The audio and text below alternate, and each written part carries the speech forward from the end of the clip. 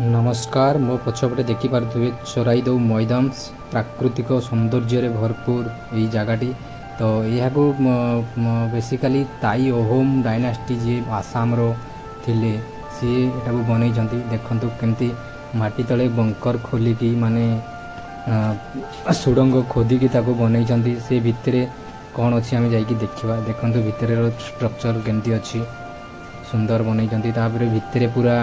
से माने गोटे माने बंकर सिटी पूरा बनई केते सुंदर लाଗୁଛି देखु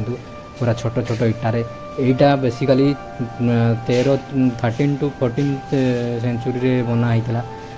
जोटा कि मुगल मान को परास्त करने से माने बंकर्स बनई जो माने मुगल माने जिते भारत को आक्रमण कले अहोम किंगडम जी थे सी के माने परास्त करने योजना करिकी चोराईदेव मैदान बनई एगुड़ाक आप जो देखिपे पिरामिड भाया दिशुची से गुड़ाक राजा मानकर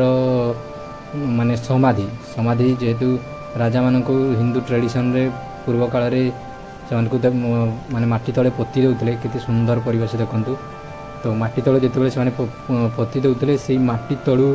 माने माटी को खोलिकी से भितरे माने पूरा स्ट्रक्चर घर बनईकी से राजा को सेठी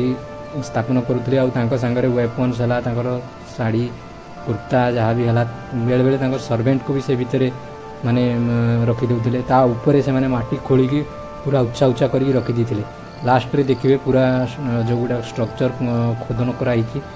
एसआई द्वारा तो सेटा भी मुझे देखी आईटा यूनेस्को वर्ल्ड हेरिटेज साइट रे अच्छी जोड़ा जाइए केते सुंदर परिवेश देखु।